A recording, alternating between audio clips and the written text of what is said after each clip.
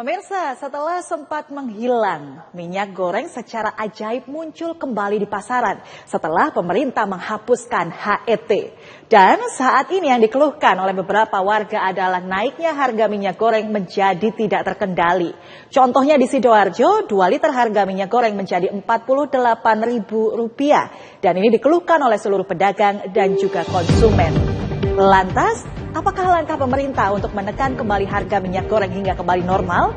Dan apakah langkah yang akan dilakukan oleh pemerintah sehingga membuat minyak goreng tidak lagi langka? Dalam 1 jam ke depan, kami akan menghadirkan informasi untuk Anda bersama dengan saya Gadis Fetrianto. Inilah program acara Headline.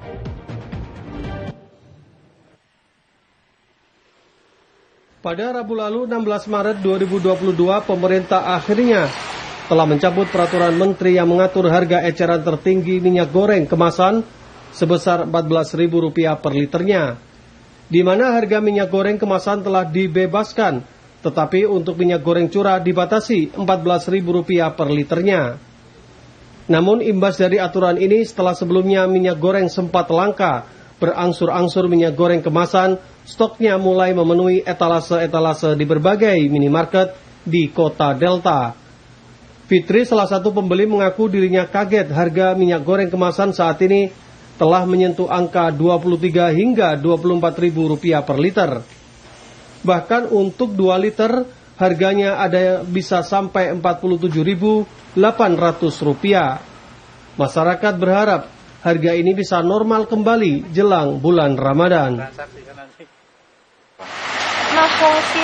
Sekarang sampai berapa? sekitar 47-48 sih. Itu 2 liter? Iya. Dulu berapa kemarin? Katanya kan turun kan ya harganya ya. Sempat kan 14. Saat sempat 14 kan ya. Sekarang kenapa kok menjadi naik ya gitu loh. 40. Itu yang berapa liter? 2 liter. Harganya sudah naik? Iya. Per kapan ini mulai naik itu, Bu? Hari ini. Hari ini. Pengennya kalau pedagang atau warga gini, harganya seperti apa, Bu, jelang Ramadan ini? Terus murah atau seperti? Murah, mau Ramadan kan pengennya lebih murah. Kayak yang 1 liter kemarin? Kemarin 14. Sekarang? Sekarang 20. Naiknya berapa kali lipat berarti ini, Bu? 2 kali lipat. Karyawan minimarket di Sidoarjo mengakui setelah sempat langka dalam waktu yang lama, stok minyak goreng kemasan baru ada kembali per hari ini. Walaupun stoknya masih terbatas dan harapannya pemenuhan stok migor kemasan ada terus ke depannya. Ada lagi di minimarket per kapan? Mulai hari ini. Stoknya ada? Ada. Sampai berapa maksudnya stoknya? 2 slot. 2 slop itu? 2 karton. 2 karton. Iya. Tapi kemarin-kemarin nggak ada ya? Nggak ada. Cuma harganya gimana, Mbak, kalau hari ini? Ini kalau ini kenanya 47.800, kalau yang ini 23.900. 23 itu yang 1 liter? 1 liter. Untuk yang 2 liter? 47.800. Berarti di atas head ya? Menjadi dilematis, pasca harga eceran tertinggi untuk minyak goreng dicabut oleh pemerintah, saat ini harga minyak goreng kemasan malah naik hingga 2 kali lipat dibandingkan harga sebelumnya. Ya, setelah kelangkaan minyak goreng, pemirsa, saat ini harga minyak goreng menjadi tidak terkendali. Dan malam hari ini kita akan membahas tentang menggoreng harga minyak goreng. Dan sudah hadir bersama kami 3 narasumber yang tergabung melalui Zoom. Saya akan sapa dulu. Yang pertama ada Bapak YK Hendra Fatika, selaku Komisioner Ombudsman Republik Indonesia. Selamat malam Pak YK. Selamat malam Gadis, salam sehat selalu. Salam sehat selalu. Selamat malam juga narasumber yang lainnya. Terima kasih Pak YK sudah bergabung malam hari ini. Kemudian bergabung juga dengan kami malam hari ini pemirsa ada Profesor Dr. Murfin Joshua Sembiring SEMSI. Beliau adalah Rektor Universitas Macung Malang. Selamat malam Prof. Murfin. Malam Mbak Gadis dan pendengar sekalian dan juga pembicara. Malam. Selamat malam, terima kasih sudah hadir.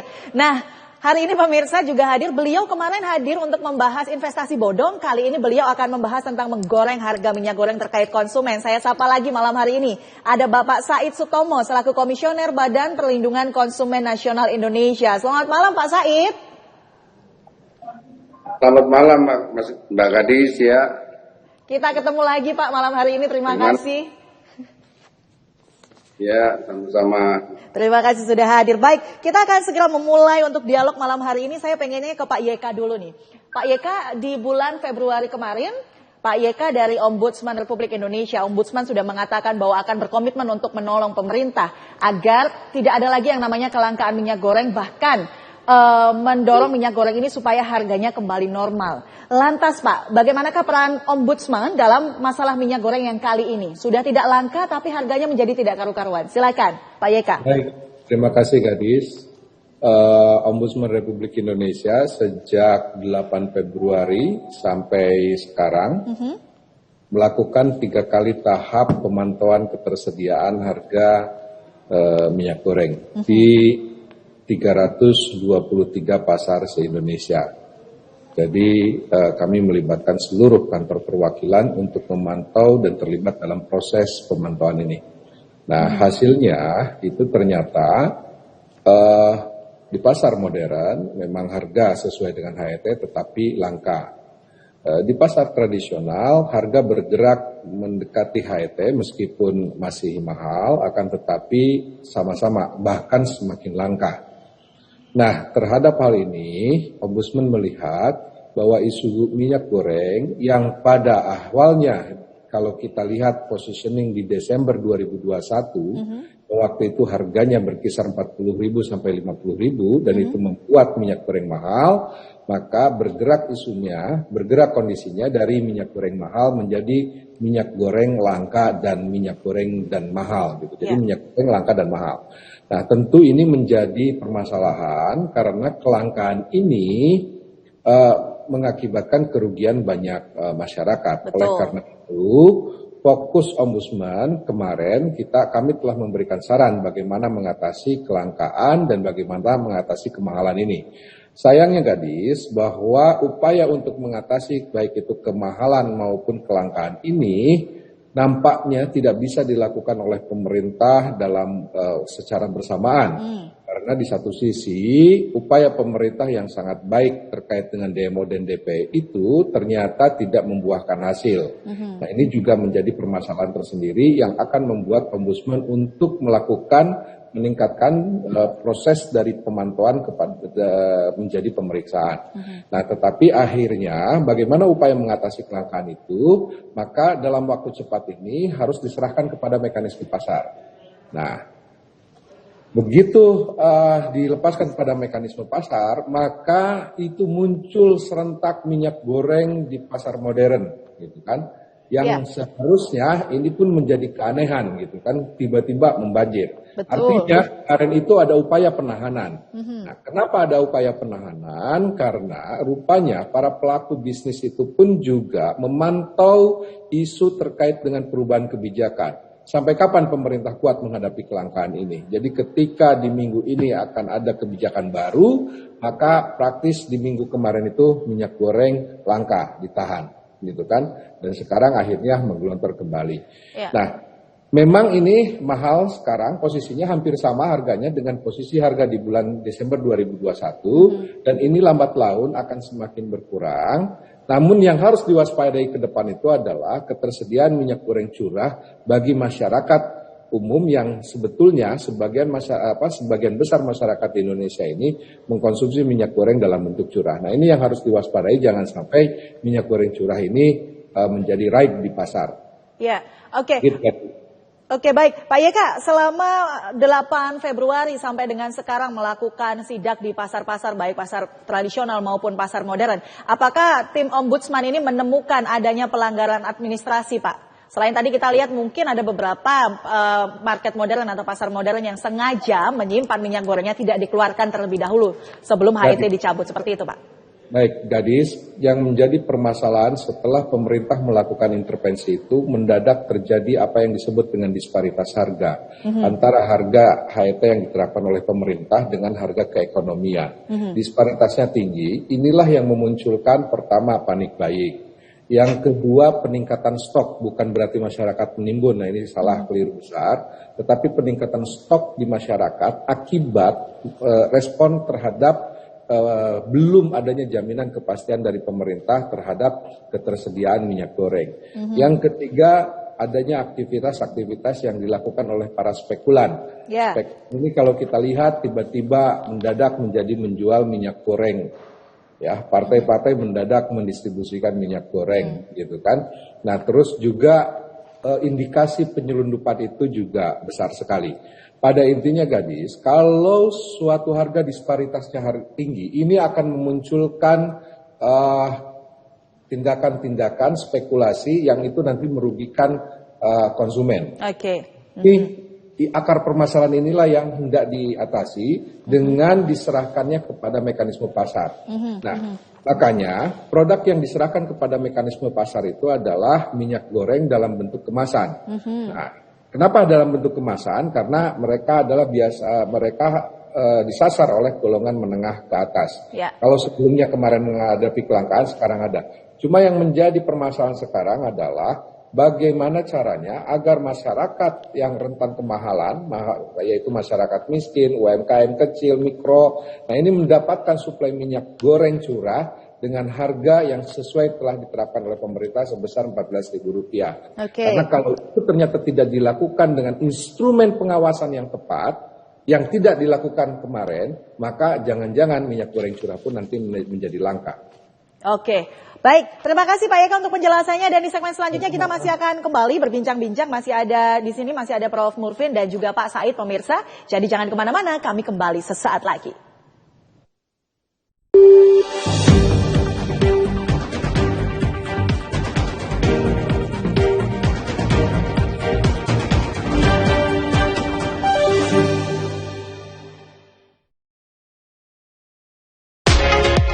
Selamat datang di era virtual.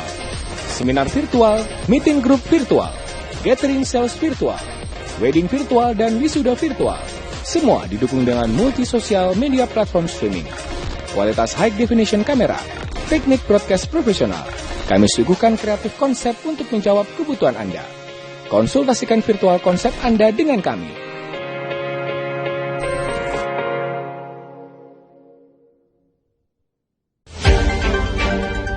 Wali Kota Kiev Vitali Klitschko mengatakan setengah dari populasi kota berpenduduk sekitar 3 juta orang telah melarikan diri. Akibat teriakan tersebut, 2 pelaku dikejar massa dan terpaksa menceburkan diri ke sungai di kawasan Semolawaru, Surabaya.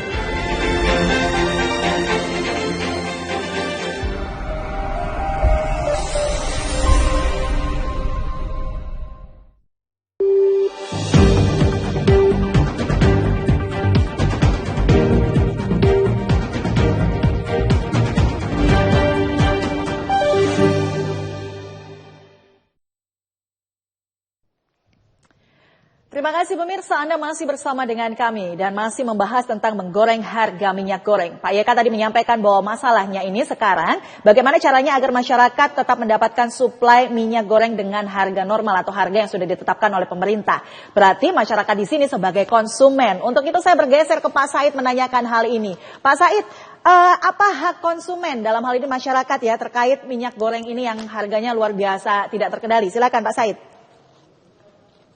Ya, konsumen itu ada 2 kan, konsumen antara dan konsumen akhir. Ini yang lepas dari kajian dari pemerintah di dalam mengeluarkan kebijakan.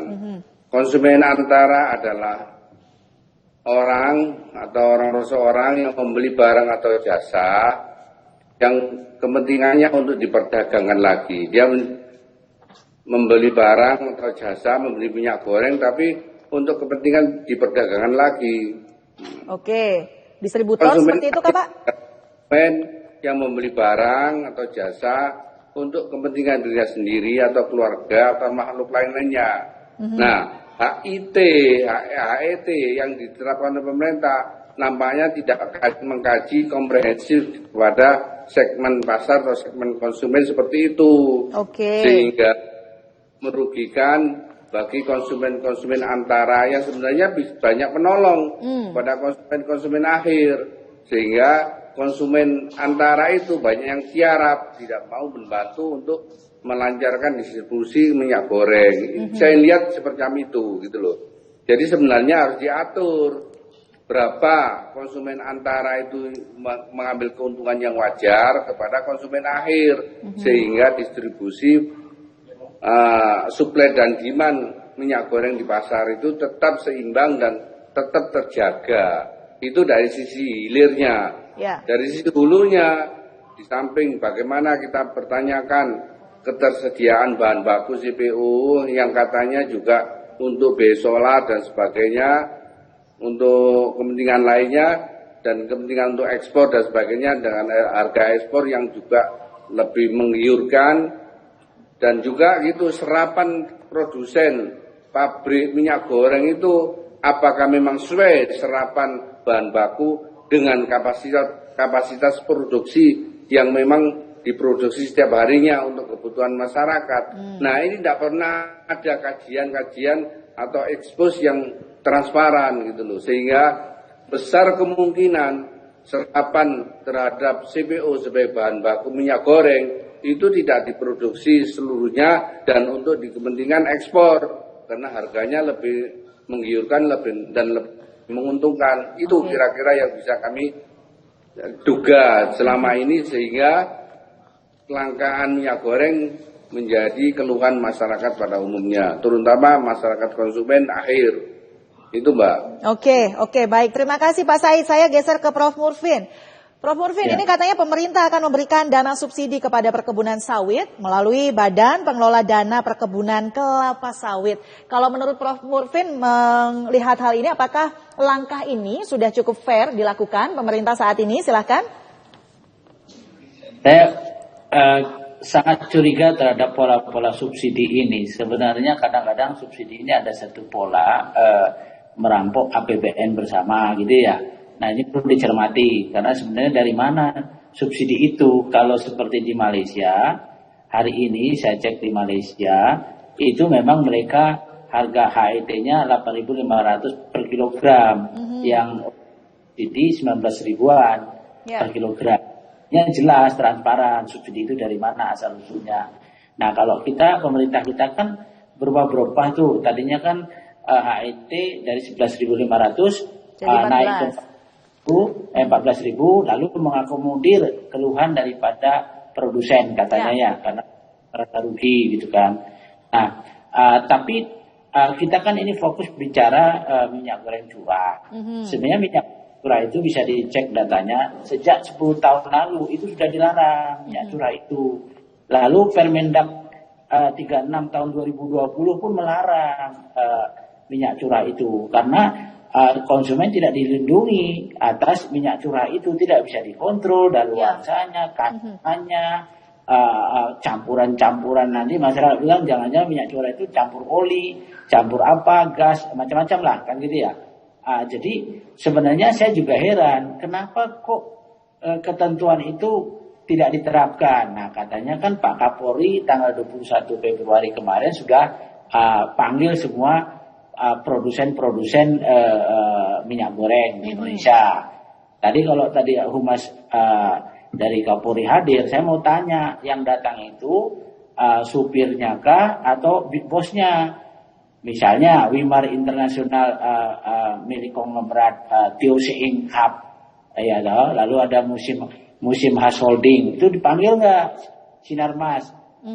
Bosnya datang ditanya gitu, karena saya dengar posisi tawar beliau-beliau ini tinggi sehingga minyak curah yang 10 tahun lalu dilarang tetap beredar gitu kan. Padahal komprominya minyak kemasan yang sederhana pun oke, nggak masalah karena bisa dikontrol, ada kandungannya, perlindungan konsumen tidak terjadi di situ.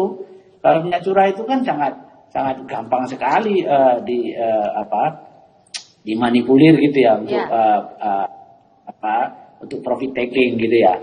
Tapi juga saya rasa ini sudah saatnya, kemarin kan kita bicara dengan komisioner KPPU ya Mbak ya, beberapa minggu lalu juga, dan saya sudah kontak teman-teman di KPPU, katanya kan ada indikasi kartel.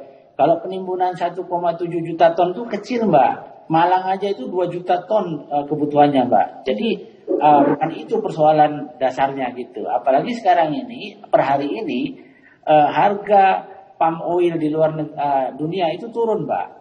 Harganya turun. Lalu kalau kita melihat statement dari Dirjen Kemendak yang nggak juga hadir malam ini, statementnya itu menyatakan bahwa disebut produser minyak goreng itu sudah memproduksi full capacity di pabriknya di Sidak itu. Itu jadi banyak sekali, Mbak. Nah, kalau udah banyak sekali, demand dan supply kan harusnya normal. Barangnya banyak kok. Nah, kalau tidak terjadi misalnya permainan harga, ada penggudangan, ada kartel. Ini Pak Kapolri kan tegas lagi nih. Kemarin kan ada perintahnya kan. Diperintahkan kepada seluruh jajaran Kapolda untuk memastikan salurannya, distribusinya, memastikan ada di pasar. Dan itu lagu lama terus. Kapolri tahun 2017 juga gitu, membentuk Satgas Pangan. Sampai Kapolda yang nggak benar akan dipecat kalau tidak lihat ada proses-proses kartel dan penggudangan dan sebagainya. Ya gitu-gitu aja. Tiap tahun pasti mengalami seperti ini kalau tidak ada ketegasan. Karena saya lihat pelemahan pengawasan ini, nikmatnya ada di situ, ada uang di situ. Antara sinergi penguasa dan pengusaha, termasuk juga orang partai gitu ya. Ya kasus dulu partai PKS yang daging sapi itu kan udah jelas. Dan modus itu masih terjadi saya. Ini, Mbak. Lantas Prof Murfin, bagaimana cara pengawasan terhadap subsidi terhadap pengusaha perkebunan sawit yang benar menurut Prof Murfin? Harusnya seperti apa? Kalau saya lebih kepada hal-hal yang fundamental saya sarankan. Buat fungsi-fungsi pengawasan ke Menteri Perdagangan Industri, Menteri Pertanian, DPR RI komisi yang terkait, KPPU, Pak Kapolri juga turun tangan, didesain dong fungsi kontrol yang benar gitu, tidak ada kompromi. Lalu Mbak, Malaysia itu, kita kan sering bicara nih, Malaysia sejak 75 tahun lalu ada undang-undang pengendalian harga yang disebut dengan Fire Control and Price, undang-undang kawalan harga atau undang-undang harga pangan. Bahkan mereka punya undang-undang pengendalian pasokan, Control of Supply tahun 61, Mbak. Nah, bayangkan kalau pemerintah di Malaysia, bukan polisi loh, Mbak, bisa mengawasi harga di tingkat pedagang dan memastikan pedagang tidak seenaknya memainkan harga. Begitu ketahuan harganya naik tanpa wajar, itu langsung disuruh keluar dari pabriknya dan disegel, Mbak. Dan itu punya kewenangan. Nah, kita ini udah sekian tahun ribut aja, tidak pernah ada. Adanya cuma tim pengendali inflasi daerah, TPID. TPID itu cuma mencatat, terjadi inflasi, tapi pengendaliannya nggak ada. Apa mereka lakukan? Gitu, Mbak. Paling harga naik, tolong dong Bulog dan sebagainya untuk operasi pasar, pemadam kebakaran api. Selalu dengan operasi pasar, ya. Ya, Mbak. Nggak menyelesaikan masalahnya. Baik, terima kasih Prof Murfin. Kalau kita harganya naik selalu ditolong dengan operasi pasar. Tapi kalau di Malaysia tadi Prof Murfin sudah menjelaskan bahwa ada undang-undang harga pangan. Bahkan ada undang-undang ini untuk pengendalian bahan pangan. Seperti itu ya, harganya supaya tidak seperti ini. Nah, nanti kita akan ngobrol lagi. Ada Pak YK di sana, ada Prof Murfin dan juga ada Pak Said yang akan memberikan informasi untuk kita semuanya. Jadi Anda jangan kemana-mana, kami kembali sesaat lagi.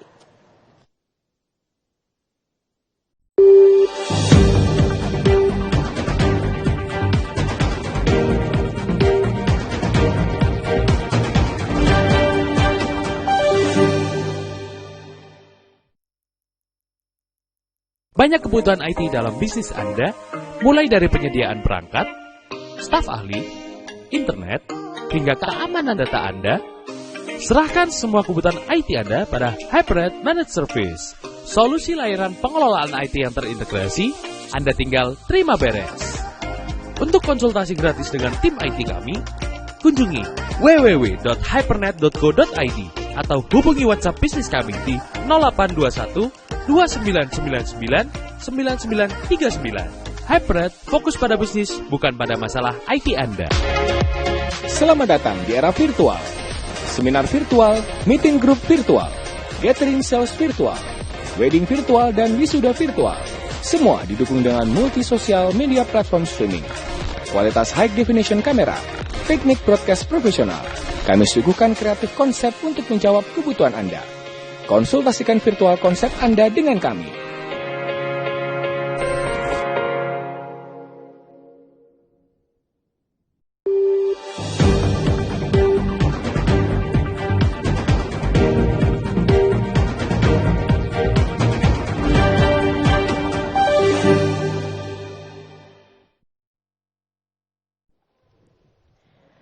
Ya, pemirsa, Anda masih bersama kami di Menggoreng Harga Minyak Goreng. Pak Murfin sudah mengatakan tentang undang-undang yang ada di Malaysia. Saya bergeser ke Pak YK. Pak YK, terkait dengan yang sudah dikemukakan oleh Pak Murfin seperti itu. Di Malaysia sudah ada undang-undangnya nih Pak, tentang harga pangan, kemudian pengendalian pasokan juga, sehingga di sana tertulis dengan jelas, di perundang-undangan itu tertulis dengan jelas. Sedangkan Indonesia, kalau misalnya ada kelangkaan pangan atau harganya menjadi mahal, selalu yang dilakukan adalah kebanyakan melakukan operasi pasar.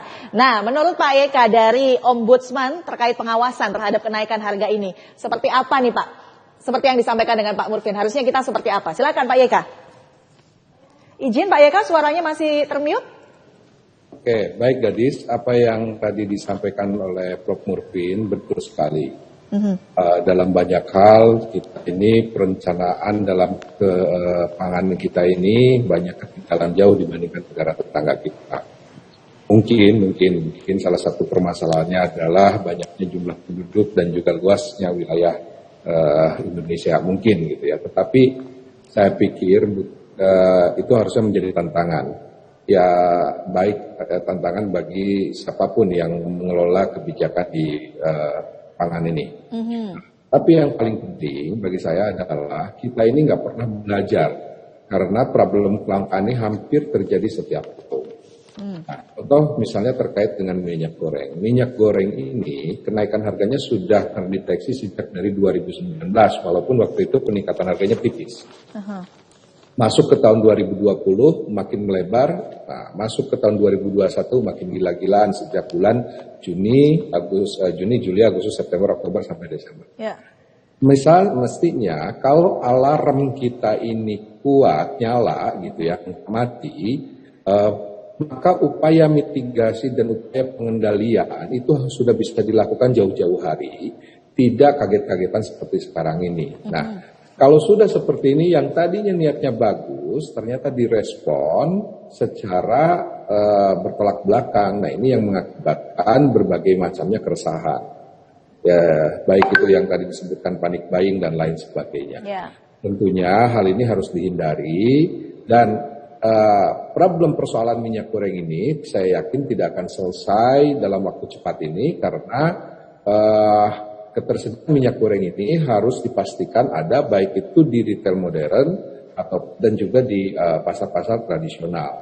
Nah ini yang kita lihat menjelang puasa ini jangan sampai harganya ini ternyata membuat masyarakat menjadi beban tersendiri karena harganya di atas wajar. Dan yang paling menyesakkan harga minyak goreng yang mahal ini terjadi di Indonesia yang itu adalah sebagai produsen minyak sawit terbesar di dunia. Nah mestinya ada pola-pola yang demi nasionalisme, ada pola-pola yang menguntungkan baik itu untuk produsen CPO maupun juga bagi masyarakat Indonesia. Masyarakat Indonesia berhak untuk mendapatkan harga minyak goreng yang relatif terjangkau. Begitu tadi. Oke, lantas Pak YK ini sejauh apa Pak intervensi Ombudsman terkait kenaikan harga minyak goreng saat ini? Ini lebih ke intervensi Pak, silakan. Baik, begini, terkait dengan subsidi BEP yang digunakan saat ini dengan menggunakan dana BP DPKS, ini kan sebetulnya sama dengan pola yang dilakukan di awal Januari dengan Permendak nomor 1 yang itu dicabut gitu ya. Nah artinya Ombudsman melihat mengapa model ini dilakukan kembali, padahal pencabutan itu merupakan bagian bahwa tidak semua pelaku usaha atau bahkan tidak semua stakeholder juga melihat bahwa subsidi BPDPKS ini tepat untuk menyelesaikan problem kelangkaan minyak goreng ini. Ya. BPDPKS ini intinya uangnya itu dikumpulkan dari produsen CPO, lantas dikembalikan lagi nanti kalau dengan subsidi ini kepada mereka. Tentunya ini yang membuat apakah pola subsidi itu tepat. Terus yang kedua, nanti bagaimana proses perhitungannya. Dan saya yakin, Gadis, bagi perusahaan-perusahaan produsen minyak goreng yang sudah go public, rasanya mereka akan menghindari pola-pola subsidi seperti ini. Karena setiap penggunaan dana subsidi itu nanti harus dipertanggungjawabkan. Setiap nanti mempertanggungjawabkan artinya laporan keuangan mereka nanti akan menjadi objek pemeriksaan dari pemerintah. Dan ini sebetulnya menjadi permasalahan tersendiri mengapa kebijakan Permendak nomor 1 di tahun 2022 ini batal karena salah satunya banyak pelaku-pelaku produsen minyak goreng yang relaktan terhadap kebijakan subsidi model seperti ini. Oke, baik. Ini nanti yang akan dilihat sebetulnya pola subsidi apa yang paling tepat. Karena apa? Tadi, kalau misalnya dengan mekanisme penyerahan terhadap mekanisme pasar ini, kelangkaan bisa diatasi. Tinggal ada masalah yang satu lagi, yaitu bagaimana mengatasi kemahalan. Kemahalan. Ya, kemahalan ini yang akan menjadi objek pemeriksaan ombudsman berikutnya. Oke, yang akan menjadi objek pemeriksaan ombudsman seperti itu. Tapi Pak YK, apakah Pak YK dari ombudsman begitu ya, menangkap ada kepanikan dari pemerintah dalam mengambil langkah menurunkan harga minyak goreng Pak saat ini? Saya melihatnya ya kalau publik melihat itu kepanikan, itu saya itu silahkan menjadi opini publik, tetapi ombudsman melihat Kementerian Perdagangan terlambat dalam mengantisipasi naiknya harga minyak goreng. Terlambat mengantisipasi, oke. Ya, kalau sudah terlambat kan menjadi, ya itu tadi kalau sudah terlambat bisa menjadi panik, tidak siap dan lain sebagainya. Tapi yang paling penting Gadis begini, fungsi pengawasan inilah yang sebetulnya harus menjadi titik fokus dari pemerintah. Ketika baik itu yang namanya HET, pola subsidi, hal-hal seperti itu memerlukan instrumen pengawasan yang sangat ketat. Nah, kalau instrumen pengawasannya tidak ada, pasti ini akan kedodoran, pasti tidak akan berhasil di lapangan. Gitu Gadis. Oke, baik, terima kasih Pak YK. Saya ke Prof. Murfin dulu nih, menarik nih Prof. Murfin ya. Jadi ini terlambat mengantisipasi sehingga adanya kemahalan seperti ini. Nah, kalau saya nanya sama Prof. Murfin sebagai akademisi Prof, bagaimana sih sebenarnya mekanisme ilmu pasar begitu ya, ketika barang melimpah namun harganya tetap tinggi? Boleh dijelaskan, silakan Prof. Jadi kan ada statement dari pemerintah diserahkan ke nilai keekonomian. Itu kan ke pasar. Mekanisme pasar itu berarti kapitalis, pemerintah tidak turun tangan, tidak campur tangan. Nah, kalau tidak campur tangan di mandat supply itu sebenarnya kalau dominan pada supplier, ya ada sistem-sistem pengudangan, nanti naik harga baru dikeluarkan dari gudang, baru dapat cuan lebih banyak dan sebagainya, ini yang cilaka negara kita jadi negara apa gitu kan ya. Jadi nilai keekonomian itu bagi pabrik minyak goreng, bagi prinsipal dan distributornya, ataukah nilai keekonomian bagi konsumen, konsumen yang buruk masa pandemi ini, banyak yang ter-PHK, banyak yang belum bangkit kembali dan sebagainya. Jadi tidak bisa. Dan lucunya diserahkan ke mekanisme pasar dengan nilai keekonomian pun statement dari Pak Menteri sendiri kan ini minyak goreng berlimpah. Nah berlimpah langka, ada apa? Sampai Pak Kapolri mengeluarkan perintah kepada satuan wilayahnya Kapolda masing-masing. Nah ini saya rasa ini sesuatu yang pola lama dan tidak pernah menyelesaikan hal yang fundamental. Karena pemerintah kita memang harus intervensi. Ini menyangkut hak ulayat orang banyak ini minyak goreng kan gitu ya. Lalu juga apa panik? Kita dengar juga sih bocorannya. Ibu Menteri Keuangan Bu Sri Mulyani itu nggak senang kalau subsidi di minyak goreng yang curah karena tidak terkontrol itu. Ya minyak goreng curah itu. Awal subsidi kan soal subsidi itu kan Bu Sri Mulyani langsung hitung kan hampir berapa itu 1,6 triliun kalau nggak salah itu untuk skenario subsidi kita itu. Jadi saya rasa harus konsisten. Memang dualisme pendapat ini antara Kementerian Perdagangan kita dengan Menteri Keuangan sendiri yang kita dengar tuh bocorannya gitu. Jadi dengan ini Prof. Murfin, kalau menurut Prof. Murfin, apakah Prof. Murfin ini menangkap pemerintah tidak berdaya dalam melawan kenaikan dinamika harga CPO nih Prof? Ya jadi saya bilang, saya sering guyon, akrab perlu. Kadang-kadang kan pengusaha-pengusaha besar yang tadi saya sebut itu kan ketemu menteri males dia, karena pokoknya langsung presiden misalnya. Iya toh? Ya, contohnya aja minyak sidak aja ada pabrik besar yang kita dapat impor.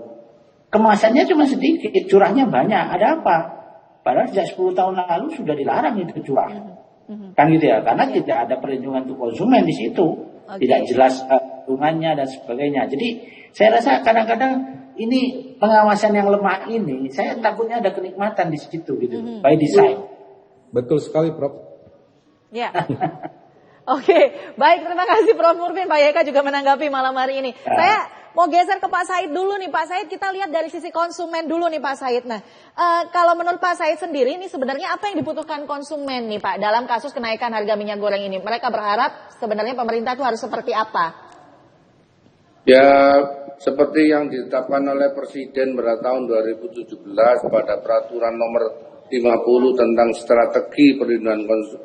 strategi nasional perlindungan konsumen, bahwa pertama pemerintah harus efektif dalam rangka pengendalian suplai dan demand, efektif dalam rangka penegakan hukum terhadap pelanggaran peraturan perundang-undangan yang berlaku itu, dan yang kedua adalah pelaku usaha harus taat kepada peraturan perundang-undangan. Kalau memang sudah ditetapkan oleh pemerintah, ya harus diatur, harus dipatuh pada peraturan yang sudah ditetapkan. Nah, selama ini kan pemerintah sepertinya kalah dengan pelaku usaha, sepertinya kalah dengan kekuatan ekonomi. Pertama diatur harganya, kemudian dilepas pada pasar. Ini kebijakan apa ini? Ya, ini Ombudsman harus bisa menilai ini. Bagaimana konsumen melihatnya itu seperti pemerintah nggak pede ini, di mana kesalahannya ini? Kok bisa sehingga kebijakan itu tidak tepat, tidak efektif diterapkan kepada pasar. Nah, ini apakah itu ada kesalahan administrasi atau bagaimana, atau salah pertimbangan, salah analisa, salah dari kajian-kajian tidak mendukung dan sebagainya.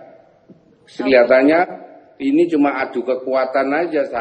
Pada akhirnya kekuatan pelaku usaha yang jadi pemenang sekarang ini yang kita lihat, bukan kekuatan pemerintah yang bisa dinikmati oleh masyarakat. Pak Said, apakah saat ini selaku masyarakat begitu ya, sebagai konsumen tidak punya kekuatan untuk melawan kebijakan yang dilakukan oleh pemerintah ini seperti itu?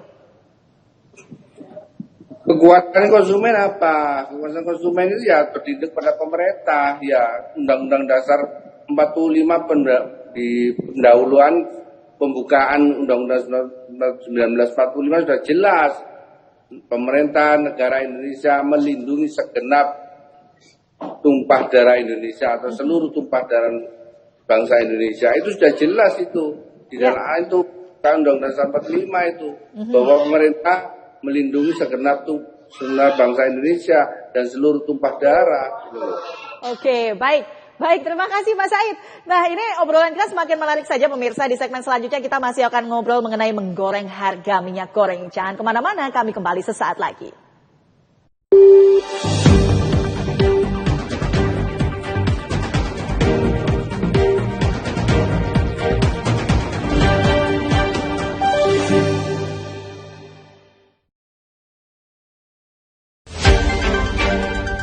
Wali Kota Kiev Vitali Klitschko mengatakan setengah dari populasi kota berpenduduk sekitar 3 juta orang telah melarikan diri.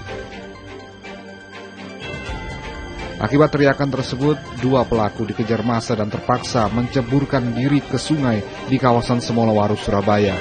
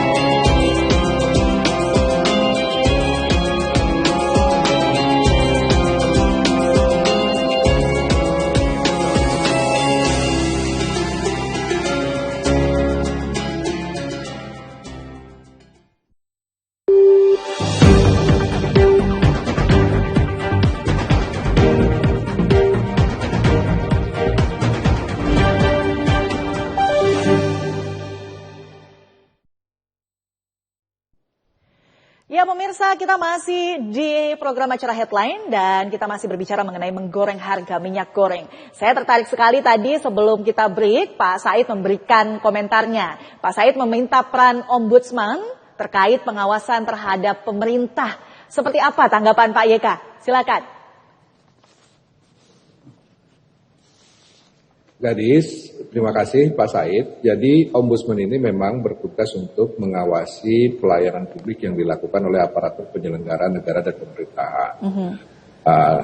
Terkait dengan kebijakan minyak goreng ini, tentunya ini sudah menjadi atensi Ombudsman karena publik banyak dirugikan dengan pola kebijakan yang sekarang diambil saat ini.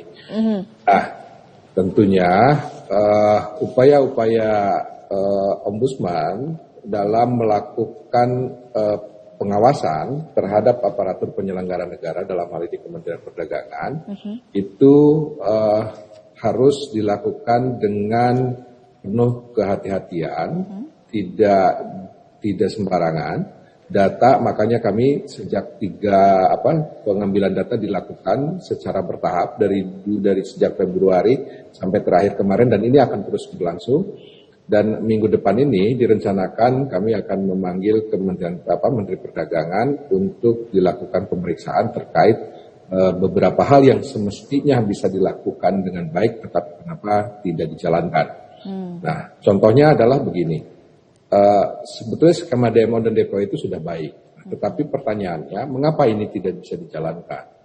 Apa yang membuat kesulitan pemerintah sehingga tidak bisa mematchingkan atau memasangkan atau mengawinkan antara produsen CPO dengan produsen minyak goreng.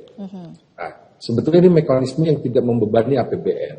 Karena dengan pola seperti ini, pemerintah hendak meminta para pelaku industri ini untuk menurunkan keuntungannya, untuk berbagi dengan masyarakat yang saat ini kesusahan. Tetapi ini kenapa tidak terjadi? Artinya berarti patut diduga bahwa di kelompok industri ini terjadi ketidakkompakan. Kenapa ketidakkompakan? Berarti di situ ada kewenangan mungkin yang tidak dijalankan dengan sepenuhnya. Nah, padahal semestinya mereka hadir di Indonesia, mereka berusaha di Indonesia, dan mereka harus patuh terhadap regulasi yang dibuat oleh pemerintah untuk kesejahteraan masyarakat ini. Tetapi kenapa kalau misalnya ini hal yang mudah tidak dilakukan, berarti ini ada sesuatu hal. Nah, inilah hal-hal yang rencananya menjadi salah satu materi pemeriksaan yang akan dilakukan oleh Ombudsman berikutnya.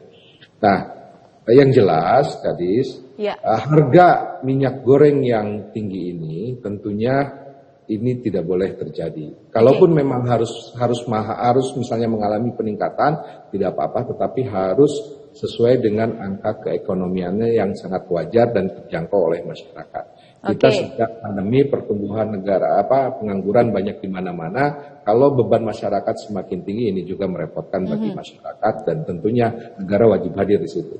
Oke, baik. Terima kasih Pak YK untuk tanggapannya. Nah, sekarang saya ke Prof. Murfin dulu nih malam hari ini. Prof. Murfin, saya pengen ngomong tentang tadi kalau kita bicara tentang Malaysia ada perundang-undangan yang mengatur tentang kesediaan pangan, kemudian tentang harga pangan juga nih Prof. Kemudian Prof. Murfin juga sempat mengemukakan bahwa kalau di Indonesia nih Bulog tuh selalu melakukan operasi pasar. Nah, menurut Prof. Murfin apa bisa nih peran Bulog dimaksimalkan terhadap minyak goreng kali ini selain memberikan operasi pasar?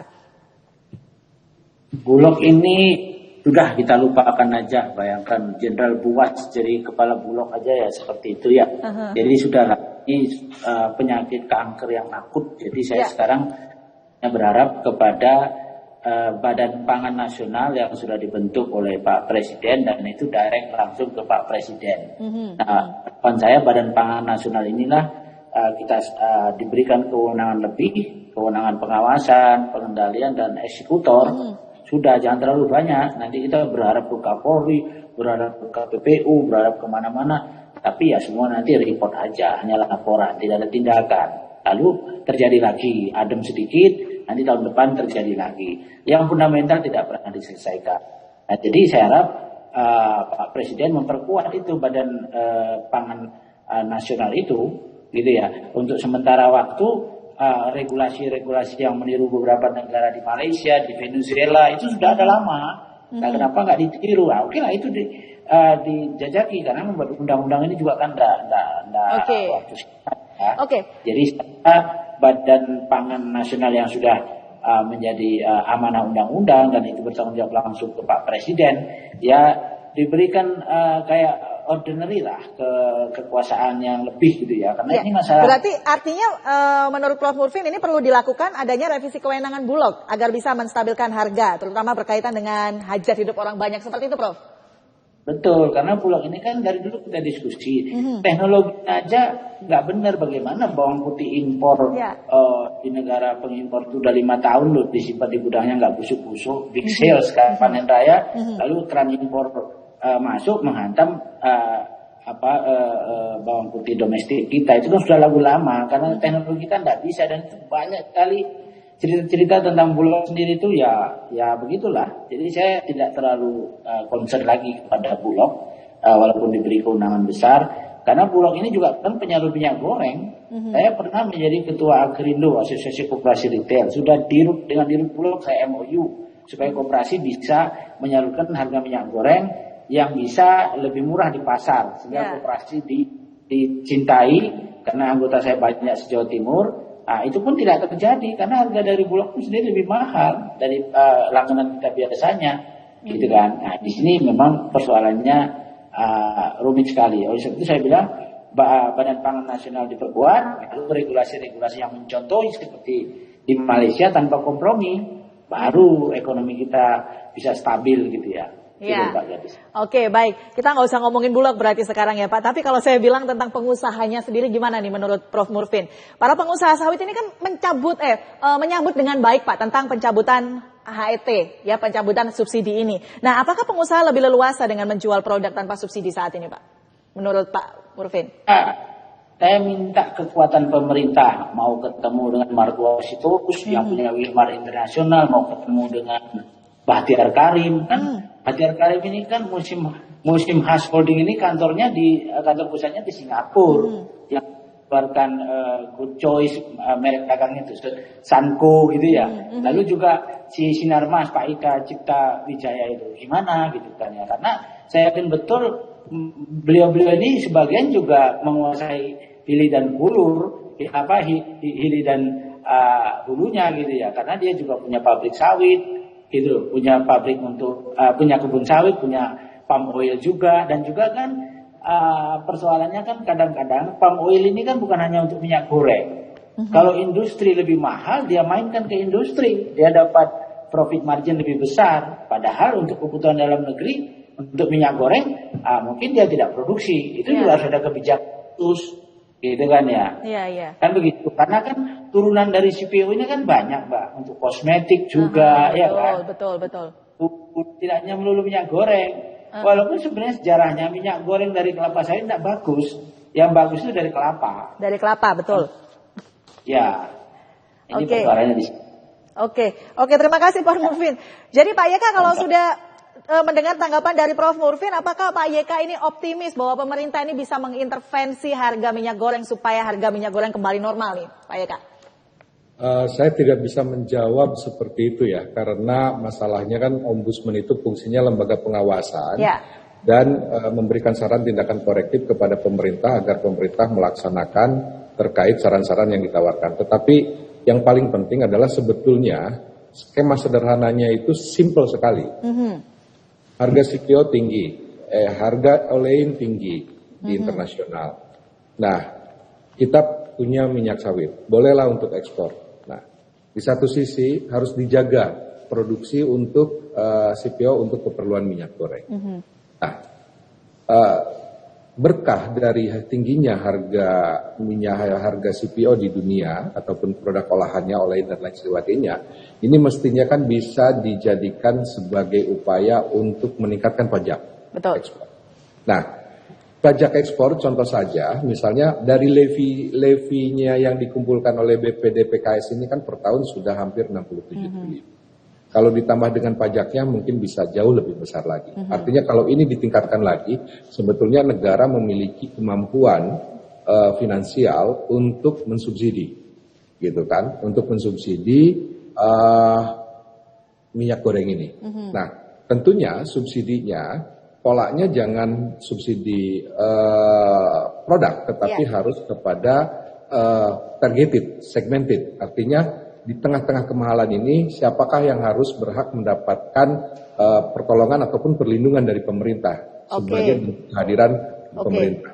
Nah, sebetulnya pola itu saja yang harus diterapkan dan negara punya kewenangan dan kemampuan untuk itu bisa, kalau itu diterapkan, saya yakin problem minyak goreng ini harusnya tidak menjadi masalah yang besar. Bisa terpecahkan seperti itu. Baik, nanti kita akan kembali lagi pemirsa, kami masih punya satu segmen terakhir di mana masing-masing narasumber nanti akan memberikan closing statement-nya untuk Anda yang ada di rumah. Jangan kemana-mana, kami kembali sesaat lagi.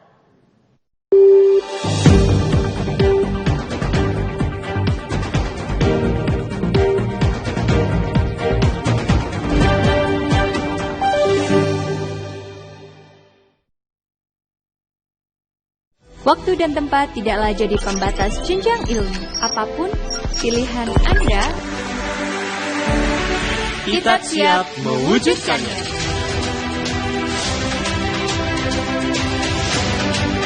Dimanapun dan kapanpun, bukan masalah. Dunia kerja dan industri siap menerima Anda. ITATS, unggul, inovatif, dan bertaraf internasional.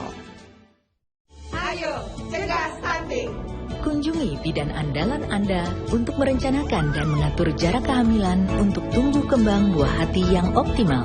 Cegah stunting itu penting melalui perencanaan keluarga. Khawatir ber-KB? Tunda kehamilan dan raih cita-cita dengan andalan FE. Andalan laktasi untuk ibu menyusui. Ber-KB itu mudah. Andalan pilihan perempuan Indonesia.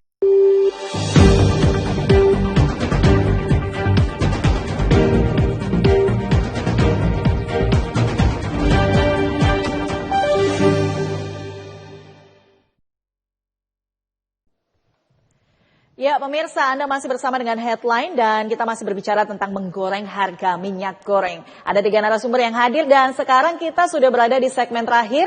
Mohon izin Bapak-Bapak narasumber untuk bisa menyampaikan closing statement untuk masyarakat yang di luar sana yang sekarang mungkin sedang panik, sedang mengeluhkan harga minyak goreng yang tidak terkendali. Mulai dari Pak Yeka dulu, silakan Pak Yeka, singkat saja. Baik, Gadis. Indonesia memiliki undang-undang pangan, undang-undang perlindungan konsumen, undang-undang perlindungan petani, undang-undang ataupun regulasi yang mengatur terkait dengan ketersediaan. Yang pada intinya semua regulasi itu diatur untuk menjamin hadirnya negara terhadap masyarakat ini.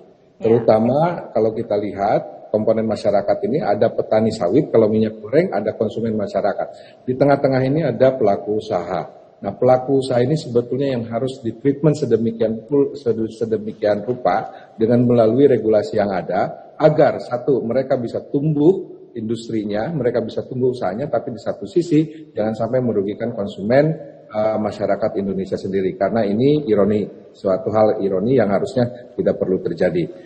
Ya. Itu saja, Gadis. Terima kasih. Terima kasih Pak Yeka. Kita bergeser ke Prof. Murfin dulu deh, silakan Prof. Murfin.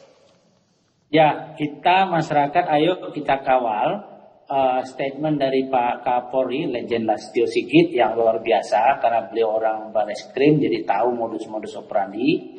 Satu, statementnya beliau bahwa dipastikan, nah ini dia perintahkan Kapoldanya, dipastikan minyak goreng itu ada di lapangan bukan di gudang, bukan ditimbun, gitu ya. Lalu juga beliau mengatakan ada celah pelanggaran terkait dengan disparitas harga dalam penjualan di pasar internasional. Beliau juga menyatakan ada indikasi pelanggaran aliran minyak sawit mentah CPO yang seharusnya disalurkan ke rumah tangga, namun digeser ke pasar industri karena ada selisih harga. Lalu beliau juga memerintahkan Kasatwil harus mengawasi ketat kepada pihak produsen dan distributor untuk melakukan penyaluran sesuai dengan tujuan, gitu ya. Kapolda seluruh Indonesia diminta untuk mengawasi ketat di pelabuhan, jalur-jalur perbatasan. Mungkin maksudnya ada penyeludupan yang ilegal gitu ya, jalur darat dan sebagainya. Saya rasa ini nggak main-main seorang Kapolri membuat statement seperti ini. Dan pastikan cek dengan Dinas Perdagangan dan Satgas yang ada untuk distribusinya lancar. Jadi saya harap kalau ada pihak kepolisian yang mendengar, ya kita masyarakat sedang menagih ini kekerengan istilah Jawanya ya, sangar banget ini Pak Jenderal ini. Jadi kita harap tidak hanya sangar di media, tapi juga ada implementasinya kedengaran gitu ya. Karena 2017 juga Pak Kapolri juga dulu pernah bicara tentang Satgas Pangan soal kelangkaan beras, sama sangarnya tapi tidak terbukti di lapangan. Itu Mbak Gadis. Oke, baik. Terima kasih Prof. Nurvin. Saya ke Pak Said. Silakan Pak Said mewakili isi hati konsumen dari ini, karena Pak Said kan dari Perlindungan Konsumen Nasional Indonesia. Silakan. Ya, sebenarnya adanya kebijakan harga minyak goreng yang sudah ditetapkan sesuai dengan HET, harga eceran tertinggi, itu sudah bagus. Namun kebijakan itu nampaknya kalah dengan ada tekanan dari pelaku usaha dengan menahan barang untuk tidak beredar di pasaran, sehingga pemerintah dengan gagah beraninya seolah-olah mencabut kebijakan HIT itu, sehingga harga sekarang diserahkan pada pasar. Ke depan bagi investor yang masuk ke Indonesia, kita jangan terburu-buru GR lah. Artinya bagaimana investor itu dibuat satu klausula perjanjian kalau usaha di Indonesia harus taat pada sistem ekonomi Pancasila. Bukan sistem liberal, bukan sistem ekonomi komunis. Itu yang harus ditanamkan.